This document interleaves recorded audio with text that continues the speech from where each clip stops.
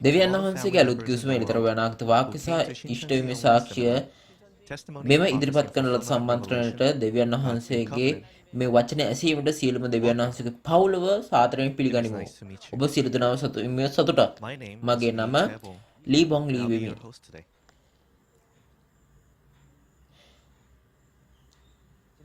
පසුගිය ඔක්තෝබර් මාසයේ සිට මාස දෙකක පමණ කාලයක් විවිධ භාෂාවලට පරිවර්තනය කරමින් ලෝපුරා එකවර විකාශ කරන ලද ශින්චොන්ජි මාර්ගද සම්මන්ත්‍රණය ලෝපුරා සිටින එඩේරුන් සම්මන්ත්‍රණකරුවන් සහ ඇදහිලිවන්තයන්ගේ වැඩි අවධානයකට යොමු වී ඇත. එලිදරව් ඉෂ්ටවීමේ සාක්ෂිය මෙම ධර්ම සම්මන්ත්‍රණයේ වචනයෙන් විශේෂයෙන්ම ලෝපුරා බොහෝ සභාවල එඩේරුන් පෙළඹී ඔවුන්ගේ වචනය එලිදරව්වේ වචනය ඔවුන් එකිනෙකට බෙදාගෙන කැමැතිව ඔවුන් දන්වා ඇති අතර ඔවුන්ගේ හැඟීම් දෙවූ අතර ඔවුන් ශින්චොන්ජිය සමග අවබෝධතා ගිවිසුම් අත්සන් කිරීමෙන් එකක් බවට පත් වෙමින් සිටිති. අපට මෙතරම් සහයෝගයක් සහ උනන්දුවක් දැක්වූ සැමට අපගේ අවාංග කෘතඥතාවය පළ කිරීමට කැමැත්තෙමු. ඉන් පසුව සම්මන්ත්‍රණයට පෙර අපි එකම සිතින් දෙවියන් වහන්සේට යාඥා කරමු.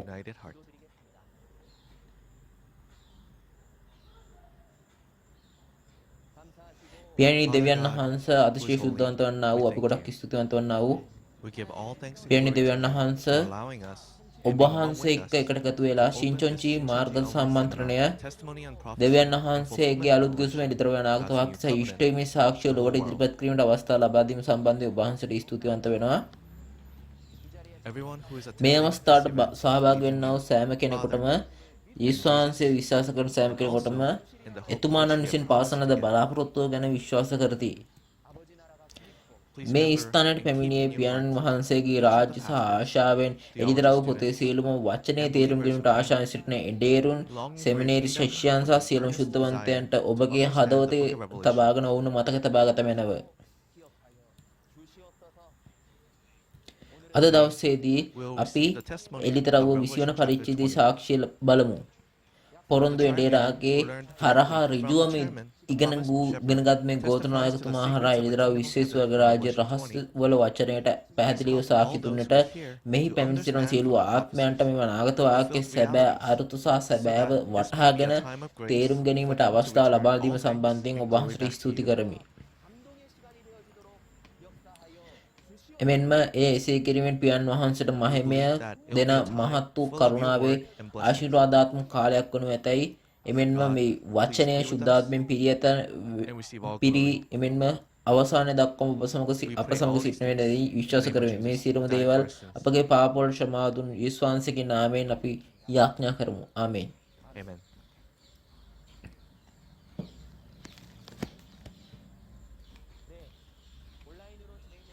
මෙම මාර්ග සම්මන්ත්‍රණය සියලුම නිරෝධායන නීති රීති සහ සමාජ දුරස්වභාවයන් දැඩි ලෙස අනුකූලව පවත්වනු ලබන සම්මන්ත්‍රණයක් බව කියා සිටින කැමැත්තෙමු.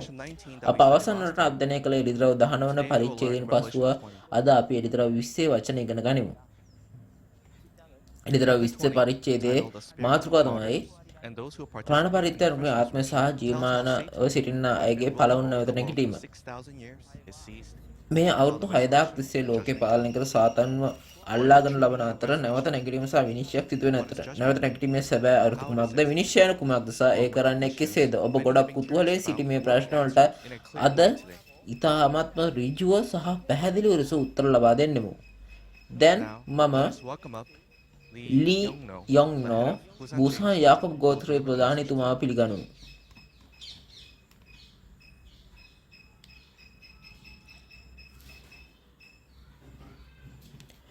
අයිබෝන් ශින්චුන්ජි මාර්ග සම්මන්ත්‍රණයේ සියලුම එඩේරුන් සහ සියලුම ශුද්ධවන්තයන් සාදරයෙන් පිළිගනිමු.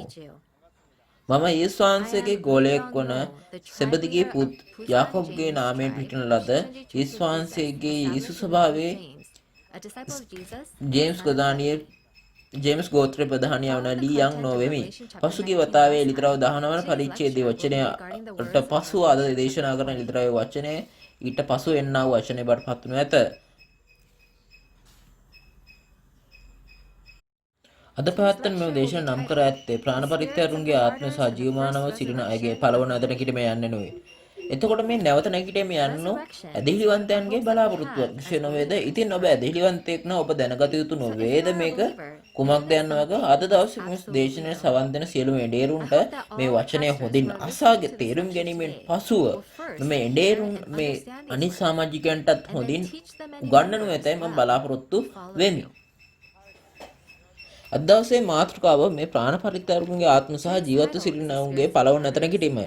ඉතින් මුලින්ම මම පළවන නැවතිනු සිදුවෙන්නේ කවදාද? පළවන නැවතින සහභාගී වෙනවන් කවුද? සහ බයිබලයේ ඇති මේ පොරොන්දුව මේ පොරොන්දුවෙන් වසර 1000කට පසුව සිදුවන දවස ඒ මොනවාද කියන දේ අද පැහැදිලිව කතා කරනවා. අද ප්‍රධාන මාතෘකාවට පිවිසෙන පෙර එළිදරව් 20 මේ දල සටහන ගිහිල්ලා බලමු මොනවද මෙතන කතා කරන්න කියලා. එළිදරව් 20 වන සිදුවීම් වල දර්ශනය සිද්ධ වෙන්නේ මෙතන සාක්ෂි මණ්ඩප දේව මාලිගාව ගැන තමයි කතා කරන්නේ. එතකොට එමෙන්ම එළිදරව් 19 බැටල් පෙටවයන්න්ගේ සරණ මංගල භෝජන සංග්‍රහය බාට පත්වන වෙනවා. එසේම එළිදරව් 20 සිදුවීමේ කාල සීමා එළිදරව් 19 මේ සරණ මංගල්‍ය ආත්මික හා මාංශයෙන් සිටින අමුත්තන්ට තමයි මෙතන ආරාධනා කරන්නේ. මේ එළිදරව් 19 විවාහ මංගලයට පස්සේ තමයි මේ දේ සිද්ධ වෙන්නේ. එළිදරව් 20 වෙනි එළිදරව් 19 ආත්මික හා මානසික සරණ මංගල්‍ය භෝජන සංග්‍රහයෙන් පසුව සිදුවන සිදුවීමක් වන අසර හිසගසා දමුවන්ගේ ආත්ම සහ මූර්ගයාගේ හෝ ඔහුගේ රූපයට හෝ නමස්කාර නොකළ සහ ඔවුන්ගේ නළල්වල හෝ අත්වල සරකුණු ලැබූ අය අවුරුදු දහසක් ජීවත් වී රජකම් කරනවා කියලා තමයි මෙතන කියන්නේ. එතකොට ඒකෙන් මේ සදාකාලික ජීවනයේද සදාකාලික විනිශ්චයද කියන එක තමයි වෙන් කරලා දෙන්නේ. එතකොට පහක් දැක්කනේ එළිදරව් 20 සංයුතිය. එළිදරව් 20 සමානිත වන්නේ මේ වසර දහසක් ඇතුළත සිදුවන සිදුවීම් සහ වසර දහසකට පසුව සිදුවන්නා වූ සිදුවීම් වලින්. පළමුවෙන්ම වසර දහසකින් කුමක් සිදුවේද? දහසක් ඇතුළත කුමක් සිදුවේද? පළමුව මකරාව මේ පාතාලේ සිර කරන කතාවක් ගැන මෙතන කතා කරනවා. මෙන්න ආත්මය සහ ශරීරය මේ එකක් බාටපත් වෙලා පළව නැවත නැගිටීම සිදුවනක් වෙනවා. ඊට පස්සෙ වසර දහසකට පසුව ආත්මයන්ගේ විනිශ්චය සිද්ධ කරනවා. එතකොට මේ පොතේ ලියා ඇති දේ අනුව මලවුන් ඔවුන්ගේ ක්‍රියාවන් අනුව විනිශ්චය කරනු ලබන අතර ඒ අවසාන විනිශ්චයේ අන්තර්ගතයේ බාටපත් වෙනවා. මේ සදාකාලික ජීවනයේ සහ සදාකාලික දඬුවම විදියට අපිට වෙන් කරන්න පුළුවන්. මේ ආකාරයටම වසර දහසකට පසුව විනිශ්චයෙන් පසුව පවා එළිදරව්වේ සියලු සිදුවීම් අවසන් වන අවසාන පරිච්ඡේදයේ එළිදරව් 20 වනු ඇත. ඉන් පසුව දැන් අපි ප්‍රධාන කරුණට පැමිණුවා. මේ 1 සිට 3 දක්වා පදවල පාතාලයේ සිරවිසිටින මකරා ගැන ලියවී ඇත. අපි මුලින්ම පළවන පදය කියවමු. තවද පාතාලයේ යතුරුද අතේ මහ දම්වැලක්ද ඇතුව දේවදූතෙක් ස්වර්ගෙන් බැස එනවා දුටිමි. අපි පළවෙනි පදයේ වචන දකින විට එතන කියනවා කොහොමද මම දුටිමි කියලා. දුටිමි කියලා කියනවා. එතකොට මෙතන එක්කෙනෙක් ඉන්නවා මම කියලා කෙනෙක් ඉන්නවා මේ දේවදූතෙක් මේ ස්වර්ගයෙන් මේ විශාල පාතාලය අතර සහ විශාල දම්වැලක් රැගෙන ස්වර්ගයේ සිට පහළට යන දේවදූතෙක් දැකගෙන ජීවිය මම කියන කෙනෙක් ඉන්නවා. එතන මම යනු කවුද? මේ එළිදරව්වේ එක් එක් පරිච්ඡේදයේ දර්ශනයේදී අප මේ අසහසා දුටු තැනත්තා මම කියන්න කවුද කියන එක බොහෝ වාරයක් අපි ඉගෙන ගත්තා. පළමුවෙන්ම මෙම එළිදරව් පොත ලියන විට මීට වසර 2000කට පෙර මේ යේසුස් වහන්සේගේ ගෝලයෙක් වූ අපොස්තුල යොහන් තමයි එතන මුලින්ම වෙන්නේ. එතකොට අපොස්තුල යොහන් එයා දර්ශනයකින් තමා දුටු අනාගත වාක්‍ය වාර්තා කළ නමුත් අනාගත වාක්‍ය සැබෑවේ ඉෂ්ට වෙන බව දුටුවේ නැත. ඉතින් මෙම අනාගත වාක්‍ය ඉෂ්ට වන විට මේ වසර 2000කට පමණ පෙර හිටපු අපොස්තුලික යොහන්නව මේ එළිදරව් 1 2 සහ එළිදරව් 22 16 පෙන්වා ඇති මෙතන මේ එළිදරව්වේ අනාගත වාක්‍ය ඉෂ්ට වන ඉෂ්ට වීම සිදුවන ස්ථානයේ සිට කෙලින්ම අසාදුටු පුද්ගලයා වන අලුත් යොහන් තමයි මෙතන මේ මම කියලා කියන්නේ. මේ පැරණි කිව්සුමේ අනාගත ශාස්ත්‍රූන් පැවසු අනාගත වාක්‍ය පළමු පැමිණීමේදී සියලු දේ ඉෂ්ට වුණා. ඒ වගේම යේසුස් වහන්සේ අලුත් කිව්සුමේදී අනාගත වාක්‍ය කියපු සියලුම දේවල් අද දවසේ දෙවෙනි පැමිණීමේදී සබාව වෙනවා. මෙම අලුත් කිව්සුමේ එළිදරව් පොත සම්පූර්ණ වූට මේ ස්ථානයේ සිට සියලුම දේවල් වල සබාව අසා දැක ඇති තැනැත්තා අලුත් යොහන්. දැන් යේසුස් වහන්සේගේ පණිවිඩ කරුවෙකු වන අතර මේ සබාව සහ සැබෑවට සාක්ෂි දෙන මේ අලුත් කිව්සුමේ පොරොන්දු එඬේරා බවට පත්වනු ඇත. ඔහු තමයි මේ එළිදරව් පොත අසා දුටු තැනැත්තා බවට පත් වෙන්නේ. එතකොට මේ දේවදූතයා ගෙන මේ පාතාලයේ යතුරු සහ මෙතන මේ දම්බැල ගැන ඔබට කියන්න. පළමුවෙන් අපි මේ පාතාලයේ යතුරු කියලා බැලුවොත් මේ චීන අක්ෂර වලින් මේ පාතාලයේ යනු කියන්නේ කොහොමද? මෙතනයි කියන්නේ මුලින්ම පතලක්. එතකොට මේ ඒ කියන්නේ පතලක් නොපෙනෙන වල කියලා කියන පතුලක් නැති වල යන්න මේකේ තේරුම් බවට පත් වෙනවා. එතකොට මෙතන මේ පාතාලේ නොහොත් නිරේ යන්නයි අපිට කියන්න පුළුවන්. මේ නිරේ සහ නිරේ යන්නේ අදහස් කරන සාතන් සිටින ස්ථානය. මෙය තමයි මේ පාතාලයේ යතුරු මුලින්ම තේරුම් ගැනීමට නම් මේ යතුරට තේරුමක් කියනවා කියන එකත් අපි තේරුම් ගන්න ඕනේ. එතකොට මේකෙන් මොකද්ද ස්වර්ගය අපි දන්න බයිබලයේ විවිධ ප්‍රකාශන තියෙන ස්වර්ගයේ යතුර, ධර්මයේ යතුර, දාවිද්ගේ යතුර මේ යතුරෙන් විවුර්ත කිරීමෙන් මෙවලක් වන්නාසෙන් මේ බයිබලයේ ස්වර්ගයේ රහස් සංගවීමලත් මේක ගන්න. ඉතින් ඔබ ස්වර්ගයේ යතුරයි කිව්වොත් මේ ස්වර්ගයේ සැඟුණු රහස් විවුර්ත කිරීමේ ඥානයේ ස්වර්ගයේ යතුර නොවන්නේද? අනෙත් අර්ථයට පාතාලයේ යතුර කිව්වොත් මේක මේ පාතාලයට තමයි මේ යතුර තියෙන්නේ. නම් සාතන්ගේ රහස් දැන ගැනීමේ ප්‍රඥාව ආගාදේ යතුර බඩපත් වෙනවා. මේ පාතාලයේ යතුරු සමගින් ඔබට සාතන්ව අල්ලා සිර කරන්නත් පුළුවන්. එහෙම නැත්නම් සාතන් නිදහස් කරන්නත් පුළුවන්. එළිදරව් 1:18 දී මනුෂ්‍ය පුත්‍රයන් යේසුස් වහන්සේ මරණය සහ පාතාලයේ යතුරු අල්ලගෙන තියනවා කියලා අපි දැක්කා. ඒ වගේම මේ එළිදරව් 9:1 මෙතන කියන්නේ කොහොමද? අහසින් වැටෙනා තරුවකට ඒකට පාතාලය ඇතුළත තියනවා කියලා කියනවා. සාතන්ගේ විනාශ කරන්න මේ පාතාලයෙන් එළියට ගෙනෙන්න පුළුවන්කම තියෙනවා. එතකොට අද දවසේ ප්‍රධාන පරිච්ඡේදයේ 20 වෙනි එළිදර 20 මෙතන කතා කරනවා මේ දේවදූතෙක් කතා කරනවා පාතාලය ඇතුළු සමග අල්ලලා මේ සාතන්න අල්ලලා හිරගත කෙන තැනත්තා. කෙසේතත් මෙම දේවදූතයා පෙන්නේ ආගාදේ එහෙම නැත්නම් පාතාලය ඇතුළු විතරක් පමණක් අරගෙන නෙමෙයි විශාල දැම්බලමකුත් අරගෙන තිනවා. මේකේ මක්රෙක්ව අල්ලන්නත් පුළුවන් කියලා කියන මේ දම්බල මොකද්ද කියලා හිතලා බලුවා. අපි හිතලා බැලුවොත් බයිබලයේදී කියනවා මේක කියන මේ ලියවිල්ල මේ අවශ්‍ය වෙන්න බෑ කියලා. එතකොට මකරා වැරදි කියලා දැනගෙන බයිබලයේ සාක්ෂි දුන්නොත් මකරා වෙන්නේ නැහැ. එතකොට මේ මකරාට මේ හරියට වචනේ සාක්ෂි වචනෙන් අල්ලගන්න පුළුවන් වෙලා පැන යන්න බැරි විදිහට තමයි වදින්නේ. එතකොට බයිබලයේ සාක්ෂි දරන වචනේ මෙය තමයි මකරාව අල්ලන දම්වැලකටපත් වෙන්නේ. ඉතින් එළිදරව්ව 12:11 දී මෙතන කතා කරනවා බැටළු බටාගේ රුධිරයෙන් සහ සාක්ෂි වචනේ මේ ජයග්‍රහණය කළ සහෝදරයන් මේ කට්ටියක් ඉන්න. ඒගොල්ලෝ තමයි මකරාගේ සේනාවෙන් ජයගත්ත කට්ටිය ඉන්නවා. මේ ආදම්ගෙන් පසුව දෙවියන් වහන්සේ මේ ලෝකේ හැරගිය අතර සාතන් මෙම ලෝකෙම අත්පත් කරගෙන සිටියා. අවුරුදු 6000ක් පුරාට මෙම ලෝකය පාලනය කරේ සාතන්ගේ අනන්‍යතාවය සහ අභිරහස. මේ පාලනය කළ සාතන්ගේ අනන්‍යතාවය සහ අභිරහස අද යේසුස් වහන්සේ පොරොන්දු වෙඬේ රාවන අලුත් යොහන්ට පෙන්වලා තියෙනවා. එතකොට මේක තමයි අපි ඊළඟට අපි ගිහිල්ලා කියමු එළිදරව්ව 22 ඉඳන් 3 දක්වා පද. ඔහු යක්ෂයාද සාතන් වූ පුරාණ සර්පයා වන ඒ මහා සර්පයා අල්ලා අවුරුදු 1000කට බැන්දේය. ඒ අවුරුදු 1000 කෙලවර වනතුරු ඔහු විසින් ජාතීන් තවත් නොරවටවන පිණිස ඔහු පාතාලයට හෙරා ඒක වසා ඔහු මතුවේ ඒක මුද්‍රා කළේය. මින් පසු සුවල්ප කලකට ඔහු මුදුන් ලබන්නට ඕනෑය. මෙතන කියන්නේ කොහොමද මේ දේවදූතයා විසින් ගෙනෙන ලද පාතාලයේ ඇතුළු සහ විශාල දම්වැලකින් වසර 1000කට මේ මකරා බඳින කතාවක් තමයි මෙතන කියන්නේ. එතකොට මෙතන කියන්නේ මකරා පුරාණ සර්පයා යක්ෂයායි සාතන් නැහැ කියලා කියනවා. එතකොට මේ එළිදරව් 12:9 මේ පාඩේදී කියන මකරා මුළු ලෝකෙම රවටන තැනත්තායයි පවසන ආකාරයටම මේ ජාතින් රටු සාතන් කියන දෙවියා වන යක්ෂයා ගැන තමයි මෙතන සඳහන් කරන්නේ. මේ මකරාව අල්ලා ගත්තට එය පැරණි සර්පයා ලෙස හඳුන්වනවා. එතකොට මේ සර්පයා සර්පින් ලෙස හැඳින්න්නේ කවදා සිටද? ඔව් උත්පත්ති 3 දර්ශනය ඒදන් වූ ඉනේදී දර්ශනය වූ සර්පයා තමයි මෙතන කතා කරන්නේ. තවද මේ සත්වයා සාතන් යක්ෂයාට පැසී වෙමින් මේ මකරාගේ සැබෑ ස්වභාවය සාතන් වන අතර යක්ෂයා බවට පත් වෙනවා. 2 පේත්‍රස් 2:4 මෙයාව පව් කළ දේවදූතයෙක් ලෙස සාතන් නැමැති යක්ෂයා හඳුනනවා.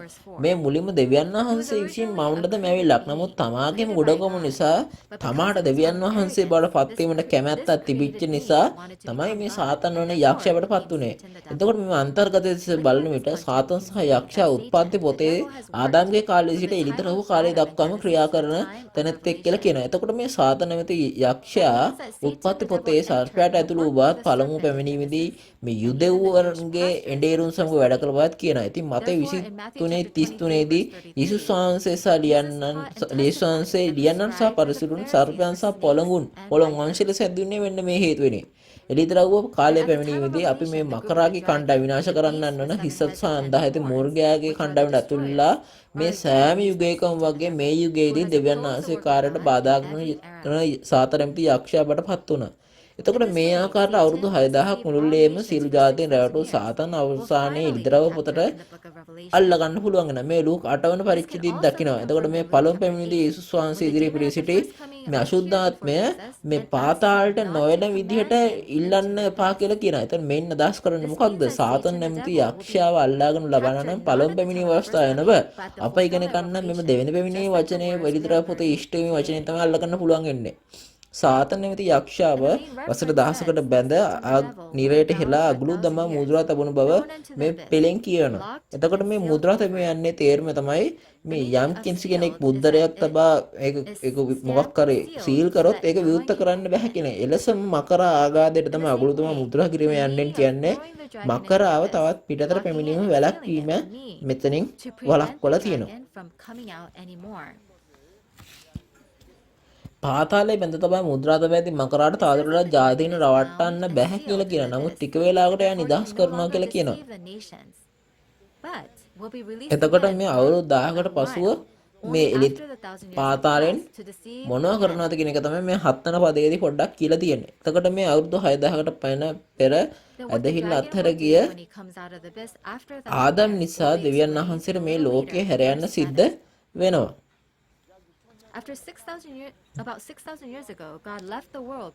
එදා පටන් මේ එළිදරව් ඉෂ්ට වන අවස්ථාව දක්වා එළිදරව්වේ පොරොන්දු එඩේරා බැලුපැටවාගේ මේ රුධිරය සහ සාක්ෂි වචනයෙන් මකර සමග සටන් කර ජයගත් බව මෙතන කියනවා. එතකොට මේ එළිදරව්වේ සිටින්නව තැනැත්තා මකර සමග සටන් කර ජයගත්තා කියලා කියනවා. මේ එළිදරව් 6 වෙනි පරිච්ඡේදයේ මෙන් ඒ යක්ෂයා නොව මේ දෙවියන් වහන්සේ ජීවන වෙන දෙවියන් වහන්සේ තමයි වෙදෙන පාලනය කරනවා කියලා කියන්නේ. එතකොට එළිදරව් මේ 19 දී 6 කියන්නේ කොහොමද කියන්නේ? මේ ජීවන වෙන්නා වූ දෙවියන් වහන්සේගේ කාලය තමයි පටන් ගන්නවා කියලා කියන්නේ. ඒක එන යක්ෂයාගේ කාලය නෙමෙයි. අපි 1 සිට 3 දක්වා පදවල අන්තර්ගතය නැවත සකස් කළොත් ඒ ජාතීන් රැවටෝ සාතන් නැමැති යක්ෂයාව අල්ලා වසර 1000කට පාතාලයට දමා නැවත එළියට නොවන ලෙස අගුරු තමයි මුද්‍රා තැබීම තමයි මේකේ අන්තර්ගතයකට පත් වෙන්නේ. ඊළඟට තියෙන්නේ 4 සිට 6 දක්වා ඇති පදවල මේ ආත්ම සහ මාංශ එකට එකතු වෙලා පළව නැගීමේ අන්තර්ගතය වෙනු ඇත.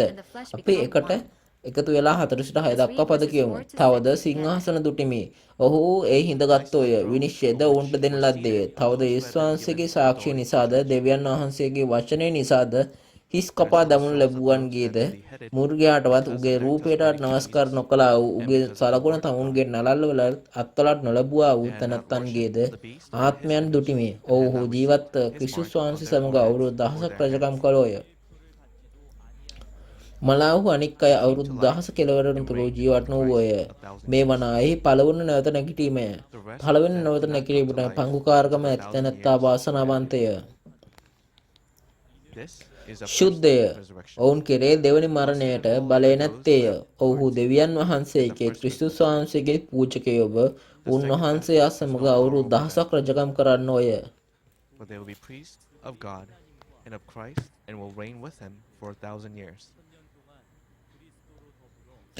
මුලින්ම 4 වෙනි පදයේදී මේ සිංහාසනවල වාඩි වෙලා විනිශ්චය කරන කට්ටියක් එන්න. කවුද මේ අය? අපි මතෙව් 19:28 අපිට ගිහිල්ලා බැලුවොත් මෙතන කියනවා යේසුස් වහන්සේ පළවෙනි පැමිණීමේදී මේ දෙවියන් වහන්සේගේ විනිශ්චය ලැබුස්සේම මේ ගෝලයේ 12 දෙනාටත් පොරොන්දු වුණා. මේ ලෝකයේ අලුත් වන දවසේදී සහ මනුෂ්‍ය පුත්‍රයා ඔහුගේ තේජසින් සිංහාසනයේ මත හිඳගත් විට ඒගොල්ලන්ට සිංහාසන 12ක් දෙනවා කියලා කියනවා. මේ ඊශ්‍රායලයේ ගෝත්‍ර 12 විනිශ්චය කරන මේ සඳහන් වන සිංහාසන යනුව එළිදරව් 7 පෙන්වන ආත්මික අලුත් ඊශ්‍රායලයේ ගෝත්‍ර 12 සිංහාසනය බඩපත් වෙනවා. එය ලෝකේ අලුත් කරනවා. එනම් එළිදරව් ඉෂ්ටවීමේ නිර්මාණය කරන්නව කාලය බඩපත් වෙනවා. එතකොට මෙතන අලුත් ආත්මික ඊශ්‍රායලයේ ගෝත්‍ර 12 බඩපත් වෙනවා. ඔවුන් දෙවියන් යේසුස් වහන්සේගේ මේ ගෝත්‍ර 12 නායකයොත් එක්ක එකට එකතු වෙලා ඒගොල්ලෝ මේ අලුත් ආත්මික ඊශ්‍රායලය හදනවා. ඔවුන් ආත්ම සහ මාංශ මේ දෙවියන් වහන්සේගේ සිංහාසනයේ අසුන්ගෙන සිටින සියල්ලන් බවට පත් වෙනවා. ඔවුන් එළිදරව් 40 අපි දක්වනවා. ඔවුන් මෙතන පවසන්නේ ඔවුන්ට විනිශ්චය කිරීමේ බලය දී ඇති බව. මේ දෙවියන් වහන්සේ විනිශ්චය කරන විට මේ යොහන් 12:48 ලියා ඇති පරිදි ඔවුන්ගේ මේ ඊස්වාංශගේ වචනේ තමයි මොකද්ද විනිශ්චය කරනවා කියලා කියන්නේ. ඊළඟට මෙන්න අද දවසේ අන්තර්ගතයේ ගොඩක්ම වැදගත්ම කොටස වෙනවා. මෙතන පළවුණ එතන නැගිටීම ගැන කතා කරනවා. මොකද්ද මේ පළවුණ එතන නැගිටීම සහ ඒකට සහභාගී වන්නන් කියන්නේ කවුද? පළමුව 4 වෙනි පදයේදී කියන්නේ යේසුස් වහන්සේගේ සාක්ෂි සහ දෙවියන් වහන්සේගේ වචන නිසා හිස කපා දැමූ අයගේ ආත්මය ගැන කතා කරනවා. මේ හිස කසා දැමුවන්ගේ ආත්මයයි කියනු ලබනවා. එතකොට මේගොල්ලෝ ප්‍රාණ පරිත්‍යාගයකයන්ගේ ආත්ම බටපත් වෙනවා.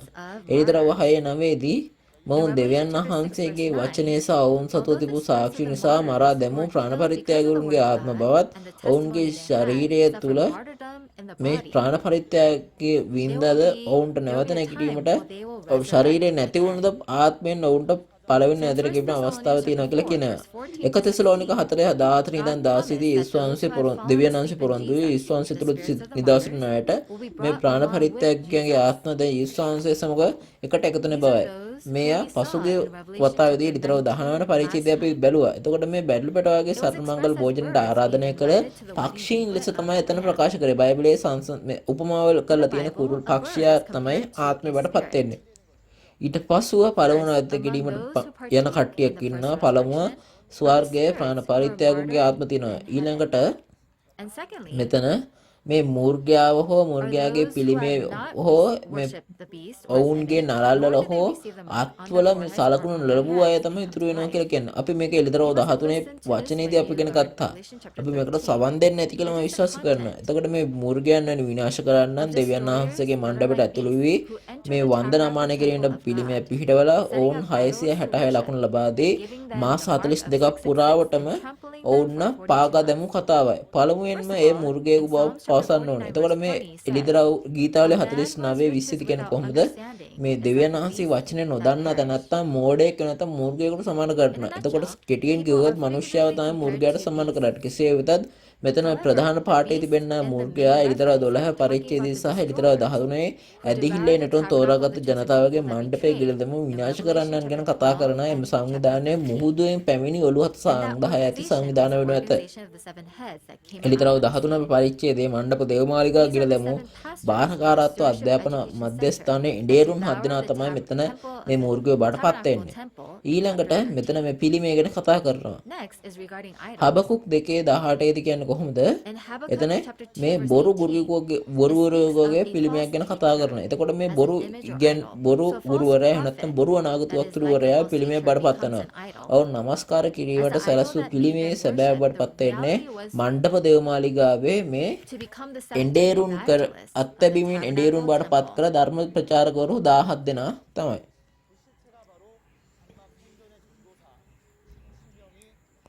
ඊළඟට මූර්ගයාගේ ලකුණ ඇති අතර මේ ලකුණ ඔය 666 කියන ලකුණ. එතකොට මේ 666 සැබෑ බඩපත් වෙන්නේ එළිදරව් 13 11 පෙන්වන පරිදි පොළොවේ පැමිණි මූර්ගයා වන අතර ඒ වෙනත් අනුවර්ත නාමකයෙන් සර්පයා මහත්ය බවට පත් වෙනවා. එතකොට මේ අවසානයේදී එයා මේ දෙවියන් වහන්සේගේ එළිදරව් ඉෂ්ටවන කාලේදී මණ්ඩපයේ සහ දේවාලයක විනාශ කළ සාතන්ගේ ජීවීන් වන අතර එළිදරව් 13 සාක්ෂි අපිට ලැබුණ විට අපිට එකින් එක මේවා තහවුරු කරගන්න මේ අන්තර්ගතය මෙන්න මේක තමයි කියලා තහවුරු කරන්න පුළුවන්. එතකොට මේ මූර්ගයාට සහ මූර්ගයාගේ රූපයට වැඳින්නේ නැතුව නමස්කාර කරන්නේ නැතුව සලකුණ නොලද අය ඉන්නවා කියලා කියනවා. මේ අය කවුද? එතකොට අපි මේ කවුරු හරි මරණ ලෙස හඳුන්වන්නේ නම් එතන මානසික මරණයකුත් තියෙනවා ආත්මික මරණයකුත් තියෙනවා.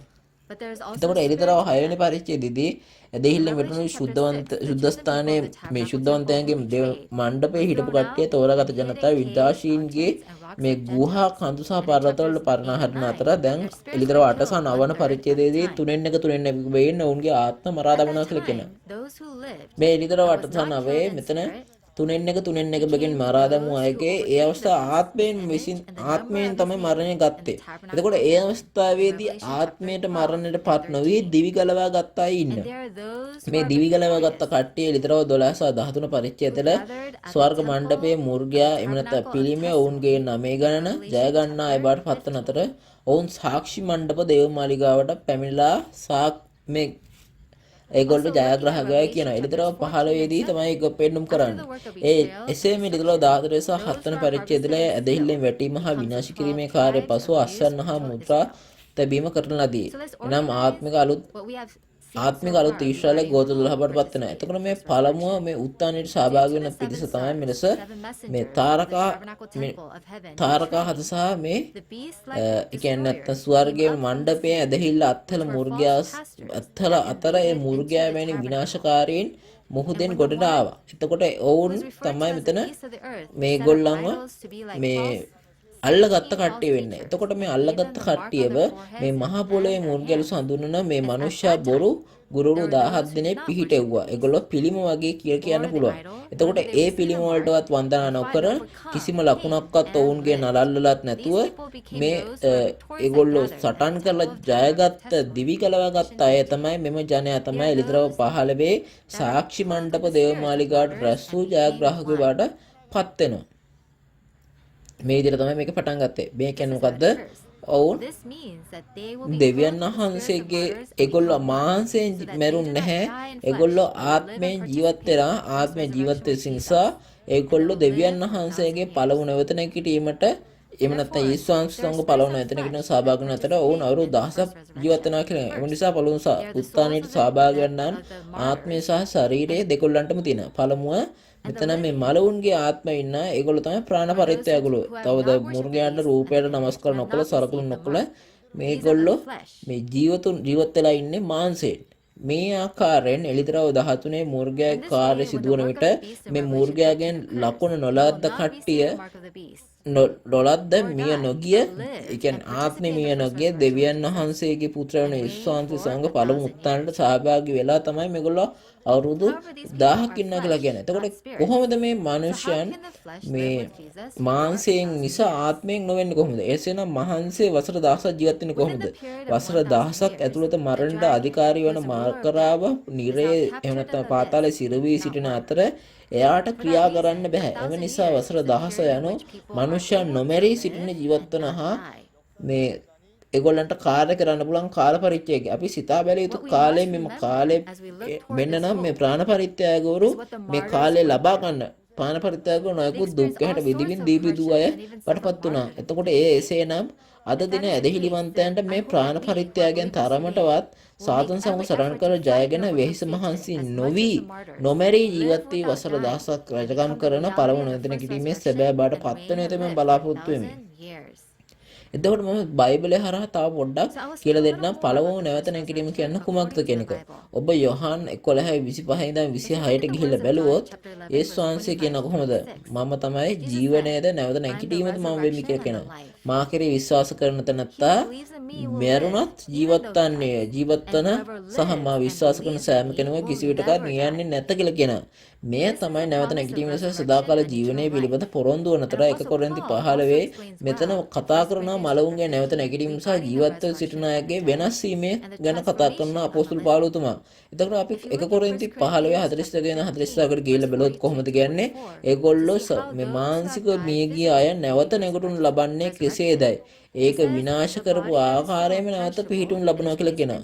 එතකොට අමරණීයභාවයෙන් තමයි ඒක උත්ථාන කරනවා කියලා කියන්නේ. එතකොට ස්වභාවික ශරීරයක් තියෙනවා නම් ඒ වගේම ආත්මික ශරීරයකුත් උත්ථාන කරන්න ඕන කියලා කියනවා. එතකොට මෙතන මේ සත්‍ය සමග මේ ආත්මික ශරීරයක් කියලා කියනවා. එතකොට මෙතන මේ පැලකිරීම යනු මෙතන මිය යාම මානසික මිය ගිය අය මිය ගියා නැවත නැගිටීමේ කාලය පැමිණෙට ඔවුන් නැවත නැගිටින්නේ මේ මිය ගිය මානසික ශරීරයෙන් නව ආත්මික ශරීරයකින් බඩපොරොත්තු වුණා. එතකොට මෙම ආත්මික ශරීරයෙන් නැවත නැගිටීම යනු මෙතන කුණුවන්නා වූ ශරීරයකින් නොව දැන් දෙවියන් වහන්සේගේ ස්වරූපයට හා රූපයට වෙනස් වීම කියනවා. ඉන්පසු අපි මෙම සිදුවීම කෙසේද කවදාද කොහොමද වෙන්නේ කියන එක කොරින්ති 15:51 ඉඳන් 54 ගිහිල්ලා බලමු. මෙන්න නුඹලාට රහසක් කියමි. අපි සියල්ලෝම නොසත පෙන්නෙමුව. නමුත් අන්තිම හොරණෑව පෙඹින කල මොහොතකින් ඇසපිය හෙළන ශ්‍රණයකින් අපි සියල්ලෝ වෙනස් කරනු ලබන්නෙමුව. මක්නිසාද හොරණෑ පිමිනු ලබන්නේය. එකල මලාහු නොදින ස්වභාවයෙන් යුක්තව නැගුණු ලබන්නෝය. අපිද වෙනස් කරනු ලබන්නෙමුව. මක්නිසාද දිරණ සුළු මේක නොදරන බාට පැමිණෙන්නට ඕනෑය. මරණය වූ මේක අමරණීය බවට පැමිණෙන්නට ඕනෑය. දිරණ සුළු වූ මේක නොදිරණ භාවයටත් මරණීය වූ මේක අමරණීය බවටත් පැමිණෙන කල්හි මරණය ජයෙන් ගිලගන්නා ලද්දේ යයි ලියා තිබෙන වචන සම්පූර්ණ වේ. ඒ කියුණේට මෙතන කියන්නේ කොහොමද? මේ අවසාන හොරණය හැඩකින් ශෙනයක වෙනස් වෙනවා කියලා කියනවා. එතකොට මේ ශරීරයේ මිය ගය අමරණීය වන අතර නැවත ජීවත් වෙලා ඉන්න අය ඒගොල්ලෝ සදාටම ජීවත් වෙන බවට පත් වෙනවා. එතකොට මේ නැසරන සුළු කට්ටිය අමරණීයත්වයේ දරනවා කියලා කියනවා. එතකොට මරණ සුළු අයත් මේ නොනැසුණු බවට පත් වෙනවා කියලා කියනවා. එතකොට ඒ කියන්නේ මෙන්න කියනවා මරණය ජයග්‍රහණයෙන් ගිල දමන බව මෙතන ලියවිලා තියෙනවා. එතකොට මේ කියන්නේ කොහොමද? අවසාන හොරණෑවේදී මේ ශරීරය ආත්මයෙන් සැරසිලා ආත්ම ශරීරය එකක් බවට පත් වෙලා ඒ සදාකාලික ජීවනයේ කාලය බවට පත් වෙනවා කියලා කියනවා. එය සිදුවන්නේ කවදාද? මේ නියමිතව සිද්ධ වෙන්නේ අවසාන හොරණය හඬේදී. ඊතරව පොතේ මුළු හොරණය 7ක් ඇති. ඒතර ඒවා අවසාන හොරණය 7 වෙනි හැබැයි පත් වෙන. එළිදරව 11:15 දී මෙතන 7 වෙනි සහ අවසාන හොරණය ශබ්දයෙන් ලෝකේ රාජ්‍යයෙන් දෙවියන් වහන්සේගේ රාජ්‍ය බවට පත් වෙනවා. එසේ මෙළිදරව 10:07 දී මේ 7 වෙනි දෙව්දූතයා හොරණය පෙමින විට මෙතන දෙවියන් වහන්සේගේ සුභාරංචියේ අභිරහස ඉෂ්ට වෙනවා කියලා කියනවා. මේ ආකාරයටම මේ එළිදරව් පොත සම්පූර්ණ විට එළිදරව් 19 බැලුපට වාගේ සරණ මංගල්‍ය භෝජන එනම් සාක්ෂි මණ්ඩප දේවමාලිකාවට එනම් මුර්ගයාගේ සලකුණ නොලබා ජයග්‍රහණ දිවිගලවා ගත්ත අය තමයි එකතු වෙලා තියෙන කෙනෙක්. එතකොට මේ ප්‍රාණ පරිත්‍යාගරුන්ගේ ආත්මයෙන් සැරසී සිටින අය අද අපි ඉගෙන ගන්න එළිදරව් 20 වෙනි පරිච්ඡේදයේ සිටින අය වෙන අතර ඔවුන් පළවුණ නැවත නැගිටීමට ඔවුන් සමග එකට එකතු වීම පළවෙනි නැවත නැගිටීම බඩපත් වෙනවා. මේ අවස්ථාවේදී මරණය අවසන් වෙනවා කියලා කියනවා. එතකොට මේ අද දවසේදී මේ එළිදරව් 20 වෙනි පරිච්ඡේදයේදී මේක තමයි පළවෙනි නැවත නැගිටීම කියලා කියන්නේ. මෙන්න මෙම කාලයේදී මරණය සදහටම අවසන් වෙලා යනවා. එතකොට මේ සාරාංශගත කිරීමට මේ පළවුණ නැවත නැගිටීම සිද්ධ වෙන්නේ කොහොමද කියන එක එළිදරව් 19 මේ ආත්මික මානසික සර්වමංගල්‍යයෙන් පසුව සිදුවෙන සිදුවීමක් කියන එක අපි තේරුම් ගන්න ඕනේ. මේ සිද්ධ වෙන ස්ථානය අපි ගිහිල්ලා බලුවොත් මේ බැලුපට වාගේ සරණ මංගල්‍ය වෙන සාක්ෂි මණ්ඩප දේවමාලිකාවේ සිදුවන සිදුවීමක් වනු ඇත. පළමුව උත්ථානයට ඇතුළු වන ජනතාව බඩපත් වෙන්නේ ආත්මය සහ මාංශයෙන් එක තමයි ඒගොල්ලෝ එකට එකතු වෙන්නේ. එතකොට පළමුව ආත්මයන් වෙන්නේ කොහොමද? පාරම්පරිකයන්ගේ ආත්මය. ඒ වගේම මේ මූර්ගයාගේ හෝ රූපයට වැඳුම් බිඳුම් නොකළ මූර්ගයාගේ ලකුණු නොලබපු අය ජයග්‍රහණය කර බේරපු අය තමයි පළමු නැවත නැගීමට ඇතුළු වෙන්නේ.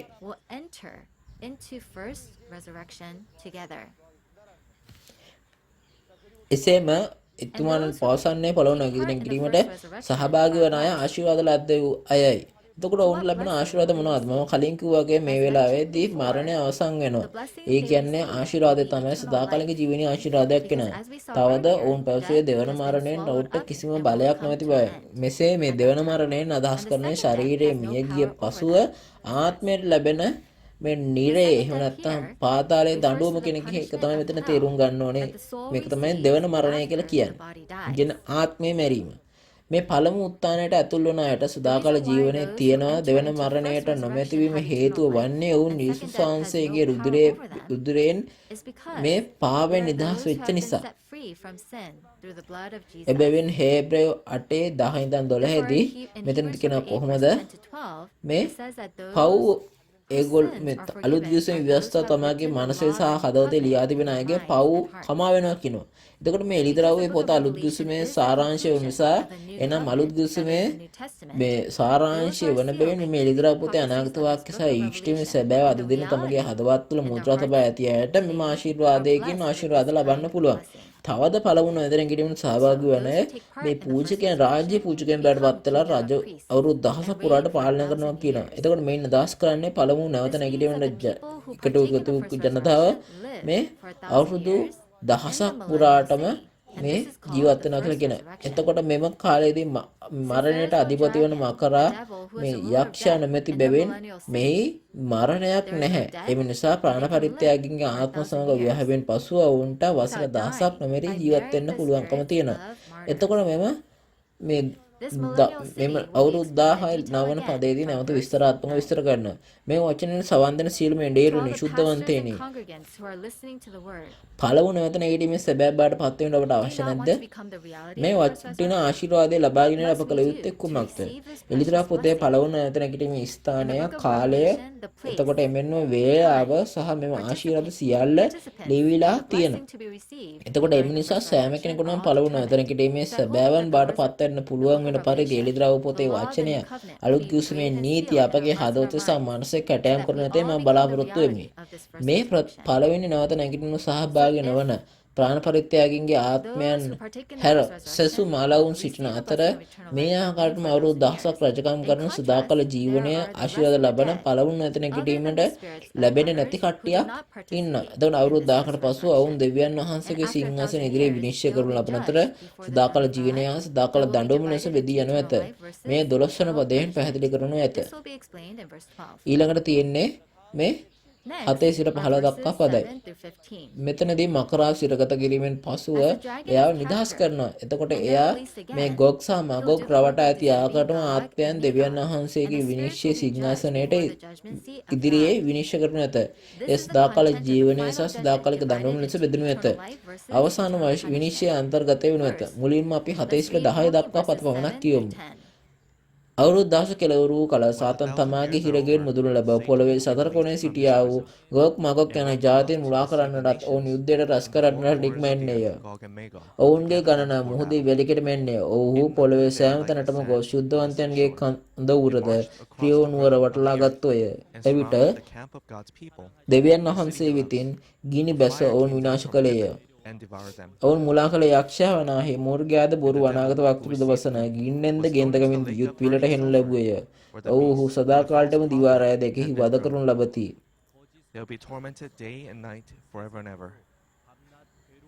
අවුරුදු 10 අවසන් වූ විට මේ මකරාසා සාතන්න එයාව එළියට ගන්නවා කියලා කියනවා. එතකොට මුලින්ම අපි ගිහිල්ලා බලන්න ඕනේ මේ අවුරුදු 10ක් කාලය කියන්නේ කුමක්ද කියන එක.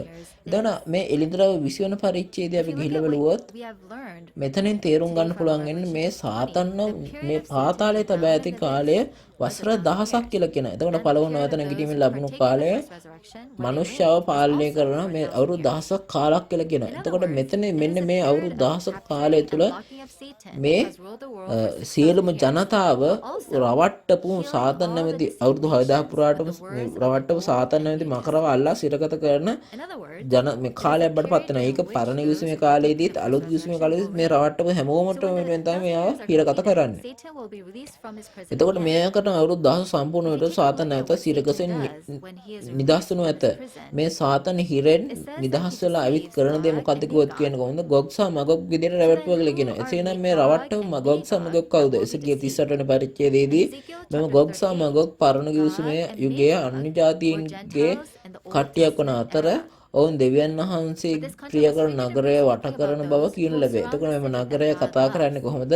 මෙම නගරය තමයි මේ නගරය ගැන කතා කළොත් කලින් සඳහන් කරපු විදිහටම මේ පළවු නැවත නැගීම සිදු කරන අවුරුදු 1000ක රජකම් කරන ලද මේ සහස්‍රේ නගරය. එතකොට මෙම නගරය සම්බන්ධයෙන් ඉදිරියට 22 14 පසන නගරයට තමයි මේගොල්ලෝ මේකට ඇතුල් වෙන්න තමයි මේ Tamanගේ සලු සෝදා ගන්න පුළුවන් වෙන්නේ. එතකොට මෙන්න මේ නගරය තමයි මේගොල්ලෝ වට කරනවා කියලා කියන්නේ. එතකොට එල්දරාව 22 15 වෙදි කියන කොහොමද මාලිගා දේව මාලිගාවෙන් පිටත සිටින මිනිස්සයා කියලා කියන. ඔවුන් මේ බල්ලන් එමෙන්ම විවිධ මායාකම් කරන්න, වෛශ්‍යාකම් කරන්න, මිනිමරුවන් රූප වන්දනා කරන්නන් සහ බොරු කියන්නන් කියලා කියන. එතකොට මේ ආකාර නගරේ පිට සිටින අය මේ පාඩේ සඳහන් පරිදි ගොග් සහ මගොග් යටතට වැටෙනවා. එතකොට මේ නගරයෙන් පිටත කියන විට මේගොල්ලෝ දෙවියන් වහන්සේට ආйти නැති මාංශය තමයි මෙතන වෙන්නේ.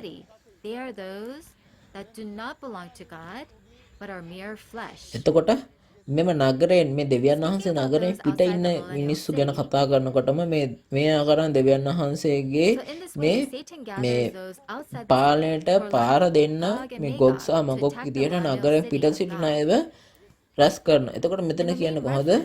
මේ ආදරය කරන රාජ්‍ය කියන්නේ මොකද්ද? මේ දෙවියන් වහන්සේගේ දේවමාලිගාව. එතකොට මේ පළවන නැත නැගිටීම ලබන අයගේ නගරේ බාටපත් වෙනවා. එහෙනම් මෙම නගරේ කොහෙද? ඔබට මේක ගැන කුතුහලයක් නැද්ද?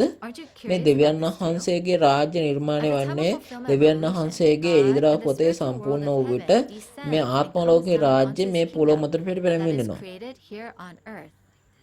මේ ආකාරයෙන්ම මේ නගරයත් මේ පොළොව මත පිට තිබෙන්න ඕනේ. මේ කොරියාව ඇතුළ සියෝල් බුසාන් තියෙනවා වගේම එතකොට මේ නගරයත් මේ ගෝලීය ගම්මානයේ තියෙන්න ඕනේ.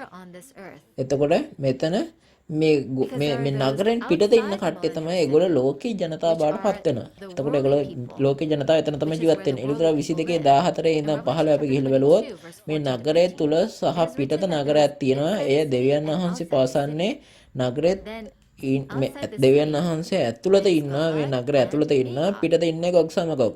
එතකොට එහෙනම් කොහෙද දෙවියන් වහන්සේ මෙතන ඉන්නේ කොහොමද? එළියද පිටතද? මේ දෙවියන් වහන්සේ සහ සුද්ධ නුවර වන අලුත් එරුසලම මේ ස්වර්ගයෙන් පොළොවට පැමිණ බව කියන. එබැවින් ඔවුන් අලුත් අහස අලුත් පොළොව සින්චොන්ජී ගෝත්‍රදාස් සමග එකක් බවට පත් වෙනවා කියලා කියනවා. තවද මේ ස්වර්ගයේ මේ සුද්ධ නුවර මේ පොළොවට සිටින ශුද්ධවන්තයන් සමග එකක් වීමට හේතුව නම් ඔවුන් එළිදරව් 19 මේ සර්වමංගල්‍යයට ගිය නිසා මේ සර්වමංගල්‍යයෙන් පක්ෂීන් එනවා කියනවා වගේම ඒ කියන්නේ මොකද්ද? ඒගොල්ලෝ ශරීරයෙන් ශරීරයෙන් ඉන්න මිනිස්සුත් එක්ක ආත්මයෙන් එකට එකතු වෙනවා කියන එක තමයි මෙතන කියන්නේ.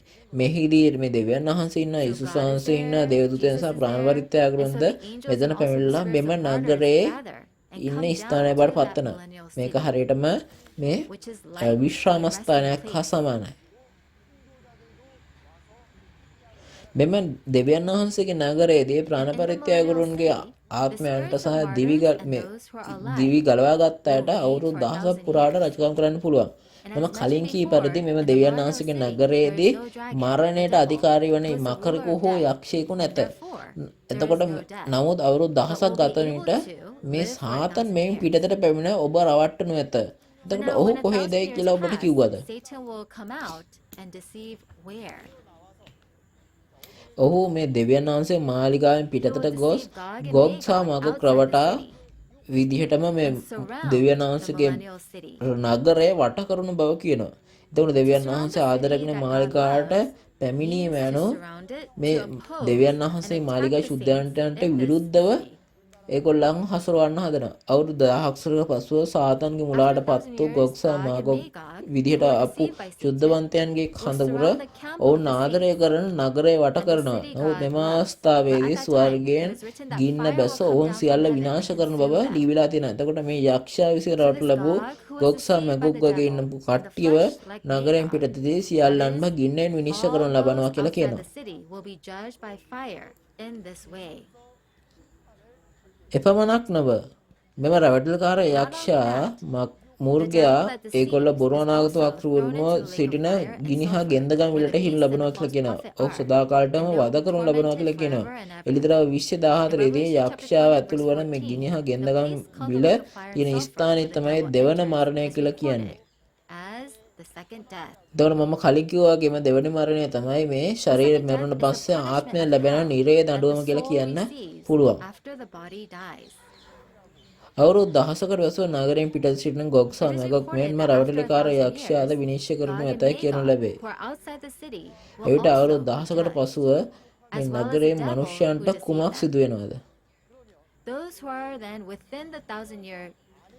එතකොට මේ නගරයෙන් පිට සිටින අවුරුදු 16 නගරයේ සිටින අයට සාතන්ගේ මුලාට විනාශයට පත් වෙන්නේ නැහැ. ඊට හේතුව කුමක්ද? මේ නගරය ඇතුලේ ඉන්න කට්ටියට මොවුන් මෙම එළිදරව්වේ සම්පූර්ණ වචනය වටහාගෙන සිටින අතර සාතන් සිරගේ නිදහස් වන්නේ කවදාද ඔවුන් දන්නා නිසා උන් තාදුරටත් රැවටෙන්නේවත් වහල් බවටත් පත් වෙන්නේ නැහැ. මේ ආකාරයට වසර 1000කට පසුව මේ අල්ලාගත් මකරා මේ සිරෙන් නිදහස් වී නැවත මකරා විදියටම ආයෙ ක්‍රියා කරනවා. ඒ නගරයෙන් පිටත මේ ගොග් සහ මැගොග් රවට්ටපු විදිහටම මේ නගරයෙන් පිටත ඉන්න ශුද්ධවන්තයන් එකට එකතු කරලා නගරයෙන් පිටත ඉන්න කට්ටිය එකට එකතු වෙලා ශුද්ධවන්තයන්ට එරෙහිව සටන් කරන්න පටන් ගන්නවා. නමුත් මෙම අවස්ථාවේදී දෙවියන් වහන්සේගේ විනිශ්චය නිසා ස්වර්ගයෙන් ගින්නක් බැසෙන අතර රවට්ටන ගොග් සහ මැගොග් සහ රවට්ටන යක්ෂයා යක්ෂාව සියල්ලන්ම දෙවියන් වහන්සේ විසින් මේ ගින්නේ විනිශ්චය කරනු ලැබේ. එලෙසම යක්ෂයා සහ ගොග් සහ මැගොග් අවුරුදු 1000කට පමණ පසුව පිටත පැමිණ යුද්ධය ආරම්භ කළ නමුත් ඔවුන්ගේ ශරීරයේ ගින්නෙන් විනාශ කිරීමෙන් විනිශ්චය කරනු ලැබේ. පහත දක්වන්නේ 11 සිට 15 දක්වා පදවල අන්තර්ගතය. දැන් යක්ෂයාව විනිශ්චය කර අසුදාහන් වෙනවා. ගොග් සහ මැගොග්ගේ මාංශද විනිශ්චය කරනු ලබන අතර ඔවුනුත් මියගොස් අතුරුදහන් වෙනවා. එතකොට ඉතුරු වෙන්නේ කොහොමද? මේ පවතින ආත්ම ඉතුරු වෙලා තියෙන ආත්ම මත විනිශ්චය කරන්න තමයි සිද්ධ වෙන්නේ. මේ පරිච්ඡේදයේ විනිශ්චය මාංශයේ විනිශ්චයට වඩා වෙනස් වෙන එකක් කෙනෙකුට තේරුම් ගන්න ඕනේ. අපි එළිදරව 6 සහ 16 සහ 18 ඇදහිල්ලෙන් වැටුණු තෝරාගත් ජනතාව සහ විනාශ කරන අයට විනිශ්චය කරනු ලබන බව ඒ වගේ විනිශ්චයක් කෙනෙක් තේරුම් ගන්න ඕනේ. 11 සිට 15 දක්වා පද අපි කියවමු. තවද මහ සුදු සිංහාසනයක්ද එහි වැඩහුන් තැනන් වහන්සේ දුටමි. උන්වහන්සේගේ අභිමුඛයෙන් අහසත් පොළොවත් පලා ගියේය. ඒවාට ස්ථානයක් සම්බන්ධ වුණේය. මලාහු ලොකු කුඩායද සිංහාසන ඉදිරියේ සිටිනා දුටමි. පොත්ද දිගහරනු ලැබුවේය. ජීවන පොත වන තවත් පොතක් දිගහරනු ලැබීය. මලාහු තමුන්ගේ ක්‍රියාල සහ පොත්වල ලියන ලද දේ වලින් විනිශ්චය කරනු ලැබුවේය. සමුද්‍රය එහි උන් මලවුන් පාවා දුන්නේය. මරණයත් පාතාලයත් එහි උන් මලවුන් පාවා දුන්නෝය. ඔවුහු එකිනෙකා තම තමාගේ ක්‍රියා ලෙස විනිශ්චය කරනු ලැබුවය. මරණයත් පාතාලයත් ගිනිවිලට හෙනු ලබන්නේය. මේ දෙවැනි මරණය එනම් ගිනිවිලය. යමෙක්ගේ නම ජීවන පොතේ ලියා නැති බව සම්භවිත ඔහු ගිනිවිලට හෙනු ලැබුවේය. 11 වන පදයේ විනිශ්චය මේ මහත් වූ ශ්‍රේෂ්ඨ සුදු සිංහාසනයකින් තමයි වෙනවා කියලා කියන්නේ. එතකොට මේ සිංහාසන සුදු කියන එකෙන් අදහස් කරන්නේ මොකද්ද? මේ සිංහාසනේ ධර්මිෂ්ඨා පිරිසිදු බවයි. එතකොට මේ සුදු සිංහාසන මත විනිශ්චය කිරීමට හිඳගත් කෙනෙක් ඉන්නවා. ඔහු දෙවියන් වහන්සේ වෙනු ඇත. මේ ආකාරයට දෙවියන් වහන්සේගේ සිංහාසන ඉදිරියේ මිය ගිය ලොකු කුඩා ජනතාව සිටින අතර ඔවුන්ගේ ක්‍රියා අනුව සහ ඒ පොත් ලියා ඇති ආකාරය සහ ජීවන පොත අනුව විනිශ්චය කරනවා කියලා කියනවා.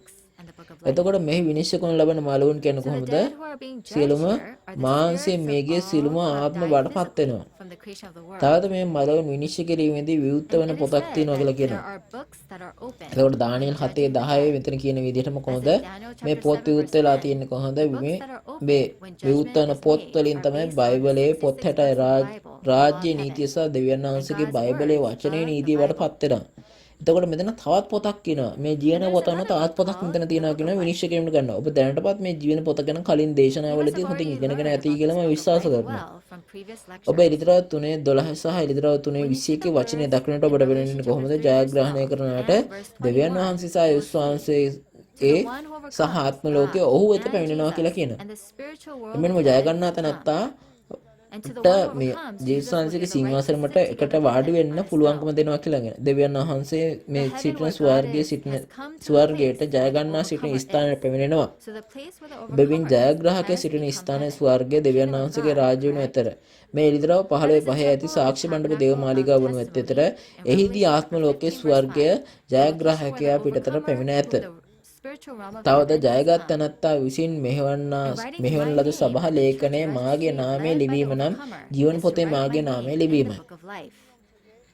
මේ ජීවන පොතේ නම් ලියා ඇති අය දෙවියන් වහන්සේ වාසය කරන සුද්ධ නුවරට ඇතුළු වන අතර නමුත් මේ ජීවන පොතේ නම් ලියා නැති අය 15 වන පදයේදී මෙන් විනිශ්චය කරනු ලැබේ. අවුරුදු 1000කට පසුව මේ වචනේ ඉෂ්ට වන විට දෙවියන් වහන්සේගේ සිංහාසන ඉදිරියේ මිය ගිය අය ඔවුන්ගේ ක්‍රියාවන් අනුව බයිබලයේ සටහන් කර ඇති අන්තර්ගතයට අනුව විනිශ්චය කරනු ලැබේ. රෝම 14:11 ඉඳන් 12ට මෙතන කියනවා කොහොමද? සෑම දානිසක්ම නැවුරු ඇත සෑම දිවක්ම පාපෝච්චාරණය කරන කියන්නේ මේ දෙවියන් වහන්සේට පාපෝච්චාරණය කරන සෑම නුෂ්ටියක්ම දෙවියන් වහන්සේ ඉදිරියේ තම පව් කියනවා කියලා කියන මේ ආකාරයෙන්ම සෑම අවසාන විනිශ්චය කාලයේදී ඔවුන්ගේ ක්‍රියාවන් දෙවියන් වහන්සේ ඉදිරියේ හෙළි කරනු ලබන අතර ඔබගේ ක්‍රියාව අනුව පොත්වල ලියා ඇති දේ අනුව ඔබ විනිශ්චය කරනවා. යහන් 5:29 තියෙන විදිහට කොහොමද කියන්නේ? මේ යහපත් ක්‍රියා කළ අය ජීවිතයේ නැවත නැගිටීම දක්වාම නපුර කළ අය විනිශ්චය නැවත නැගිටීම දක්වාත් එළියට එනවා කියලා කියනවා. එතකොට මේ සියලුම ආත්ම විනිශ්චය කළ සදාකාල ජීවනය හා සදාකාලික විනිශ්චය ලෙස බෙදා දක්වනවා මෙතන කියන්න පුළුවන්. එතකොට මේ විනිශ්චය වෙන කාල වෙනට මේ මියගිය කුඩා හා සියල්ලුම දෙවියන් වහන්සේගේ සිංහාසනය වෙත ගෙන එනවා කියලා කියනවා. ඔවුන් අතරින් මේ මලවුන් මුහුදට බාර දෙන අතර මේ එතකොට මලවුන් සියල්ලම පාවා දෙනවා කියලා කියනවා. එතකොට මරණය කවුද මෙතන මුලින්ම මේ මුහුදෙන් මියගිය කට්ටිය කවුද? දානියල් 7:3 සහ 17 කියන කොහොමද මුහුද ලෝකයයි කියනවා. එතකොට මේ මුහුදෙන් ලෝකයේ සිටින මලවුන් අත්හරින බව කියනවා. ඒ කියන්නේ මේ මරණය බලධාරීන සාතන්ට මේ අයිති මලවුන් පවා ඒගොල්ලන්වත් මේකට විනිශ්චයට යටත් වෙනවා කියලා කියනවා. මේ ආකාරයටම අවුරුදු 1000කට පසු සිදුවන විනිශ්චය මලවුන්ගේ ආත්මය ලැබෙන විනිශ්චයක් බවට පත් කරනු ඇත.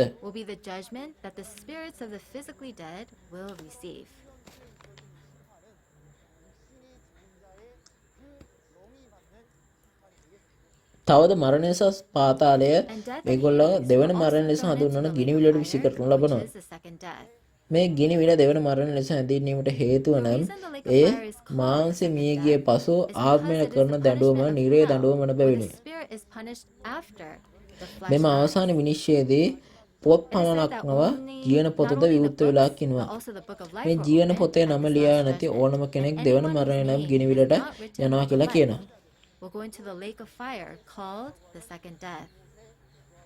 එලෙසම වසර 1000කට පසුව දෙවියන් වහන්සේගේ අවසාන විනිශ්චය තියෙනවා. එතකොට මේ නගරයෙන් පිටත ගොග් සහ මාගොග් ගින්නෙන් ඒගොල්ලන්ව ගින්නෙන් දැවී යනවා කියලා කියනවා. එතකොට සාතන් ගිනි සහිත ගෙන්දම් වලට හෙළනු ඇත. එතකොට මේ මලවුන්ව බයිබලය සහ මේ පොතේ ආකාරයට විනිශ්චය කරනවා කියලා කියනවා. ඔවුන්ගේ ක්‍රියා අනුව ඔවුන් ජීවිතය ගත කර ආකාරයට අනුව ඔවුන්ව විනිශ්චය කරන ලබන අතර මරණය සහ පාතාලය පවා ගිනිවිලට හෙළනු ලැබේ. මේ සිදුවෙනකොට මරණය සහ හෙවත් සාතන්ව අතුරු දහගනු ඇත. එබැවින් සදාකාලික ජීවනයේ පමණක් ඉතුරු වන ඇතයි අපිට විශ්වාස කරන්න පුළුවන්. වසර 1000ක් ඇතුළත සිදුවීම මේ මකරාව අල්ලා ගැනීමේ සිට පළවන නැත නැගිටීමේ දිනය දක්වා මේ වසර 1000කට පමණ පසුවන සිදුවන විනිශ්චය දක්වා එලිදරා විශ්වයේ පරිච්ඡේදය ගැන අද පැහැදිලි කරා. අපි හැමෝම මේ එලිදරා පොත ඉෂ්ට වීමට පෙර කිසිවෙක නොදැන සිටි රහසක් ලෙස සැඟවී තිබුණද දැන් ඒ ඉෂ්ට වෙන විට සත්‍ය එලිදරා වූ බැවින් කිසිවෙකුට බොරු කීමට නොහැක. ඉතින් මේ එලිදරා පොතේ වචනයෙන් කවුරු හරි යමක් අඩු කළොත් ඔබට ස්වර්ගයට යන්න බෑ. නමුත් ඒ වගේම කවුරු හරි කෙනෙක් මේකට එකතු කළොත් ඒකට ස්වර්ග රාජ්‍යයට යන්නත් බෑ. නමුත් මේ එලිදරා පොත ඔබ තේරුම්ගෙන විශ්වාස කළොත් පමණක් ඔබට ස්වර්ග රාජ්‍යයට යන්න පුළුවන්. මුලින්ම සියලුම සභාවල එඬේරුන් මේ වචනය අසා තේරුම්ගෙන සමාජිකයන්ට හොඳින් උගන්වතයි මම බලාපොරොත්තු වෙමි. එතකොට මම අද දවසේදී මේ පරිච්ඡේදය සාරාංශ කරන කියලා දෙන්න. එතකොට අද එලිදරව් පොත සම්පූර්ණ විට අවුරුදු 6000ක් තිස්සේ සියලු ජාතික රවටා ඇති මරණය බලධාරී වන මකරාව අල්ලාගෙන පාතාලයේ සිරකර වසර 1000ක මුද්‍රා කරනු ලැබ. එවිට යක්ෂයාට තාදුරටත් රජකම් කෙරෙන්න නොහැකි වුණ ඇත. දැන් ජීවනය වන දෙවියන් වහන්සේ රජකම් කරන දෙවියන් වහන්සේගේ ස්වර්ග රාජ්‍ය යුගය ආරම්භ වේ.